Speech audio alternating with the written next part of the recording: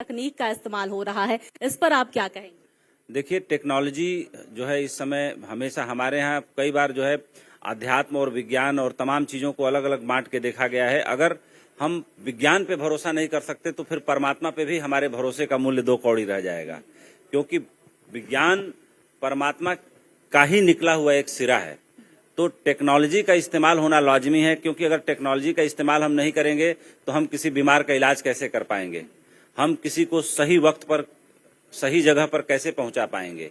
और आज के डेट में आर्टिफिशियल इंटेलिजेंस ने आदमी की ही बनाई मशीन है, लेकिन आदमी से बेहतर काम कर रही है। अभी मैंने अपने एक लेक्चर में बोला था कि ली सिडोल चेस के वर्ल्ड चैंपियन रहे हैं, लेकिन एआई ने उनको पलक झपकते हरा दिया। तो ये पूछा गया कि भाई आर्टिफिशियल इंटेलिजेंस ने इतना जल्दी कैसे हरा दिया वर्ल्ड के चेस चैंपियन को। तो एआई ने खुद जवाब दिया कि उन्होंने बचपन में जब चेस खेलना शुरू किया था तो इनकी जितनी डिजिटल फुटप्रिंट थी उसका मैंने अध्ययन किया। अध्ययन करने के बाद मैंने देखा कि जिस एल्गोरिदम से ये खेलते हैं, मैंने अपने एल्गोरिदम की स्पीड को बढ़ा दी और इनको हरा दिया। तो कहने का मतलब है कि जो चीजें हम बना रहे हैं, जो कर रहे हैं, जैसे जिस दवा को आदमी ने बनाया है, जो वैक्सीन है आदमी ने ही बनाई है, लेकिन आदमी बीमार पड़ता है तो वही वैक्सीन उसको ठीक कर देती है। तो विज्ञान और अध्यात्म और धर्म और परमात्मा सब एक दूसरे के पूरक हैं, कुछ भी अलग अलग नहीं है। हमारे यहाँ थोड़े समय के लिए भटकाव हो गया कि लोग अलग अलग करके देखने लगे, उसका बहुत नुकसान हुआ अलग अलग देखने से। आज जिस टेक्नोलॉजी के लिए हम पश्चिम की तरफ जाते हैं और उनसे टेक्नोलॉजी उधार लेके आते हैं, तो वो सारी चीजें हमारे यहाँ थी पहले, हमारे यहाँ परंपरा थी देखने की, लेकिन हमने उस परंपरा को गंवा दिया। एक अच्छी कहानी मुझे याद आ रही है, आपने सवाल पूछा है कि एक बूढ़ी औरत थी, देर रात लगी जोर जोर से चिल्लाने कि मुझे बचाओ, मेरे घर में आग लगी है, मुझे बचाओ, मेरे घर में आग लगी है। तो सब लोग पहुंचे, देखे आग तो कहीं थी नहीं। तो उन्होंने कहा, अरे अम्मा तुम पागल हो गई हो, सबको सारी रात जगा दिया। तो बहुत जोर जोर से हंसने लगी, बोली कि आग तुम लोगों के अंदर भी लगी है, लेकिन तुम लोगों को दिख नहीं रही है।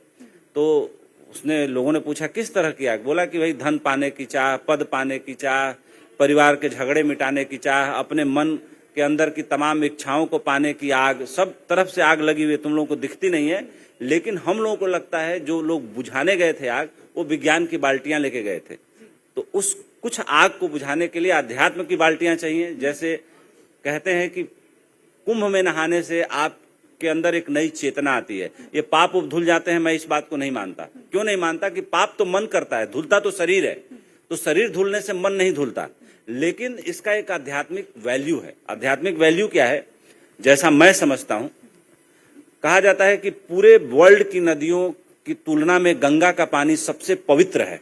तो सवाल उठता है कि गंगा का पानी पवित्र क्यों है?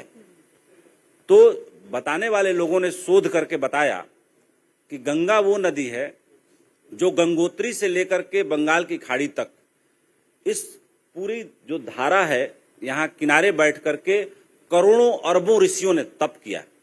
और पानी एक ऐसी चीज है कि जब उसके सामने, उदाहरण के लिए कटोरे में पानी रखा जाए, इस कमरे में हम सब लोग चिल्ला दें तो पानी के अंदर तरंगे पैदा हो जाती हैं। तो जिस पाक साफ मन से ऋषि मुनियों ने समाज के कल्याण के लिए, इस पृथ्वी के कल्याण के लिए तप जप किया, उस तप जप का असर उस पानी पर भी पड़ा और उस पानी की गुणवत्ता बदलती गई, बदलती गई, बदलती गई। और गंगा के पानी की तुलना, उसकी जो समांतरता जो है अमृत से की गई और वो अमृत जैसा उसके अंदर गुण पैदा हो गया। तो गंगा के पानी के इस महात्म्य को समझने के लिए जो महाकुंभ का आयोजन होता है, वो सबसे बड़ा आयोजन होता है। और उसी गरिमा और महिमा को समझाने के लिए, दुनिया को बताने के लिए, गंगा की महत्ता को बताने के लिए, और ये जो संगम है जहाँ पे 3 नदियां मिलती हैं, गंगा, यमुना, सरस्वती, तो वो जो संगम का पानी है वो अमृत तुल्य होता है। इसी अमृत में स्नान करने के लिए इस महाकुंभ का आयोजन होता है। बिल्कुल।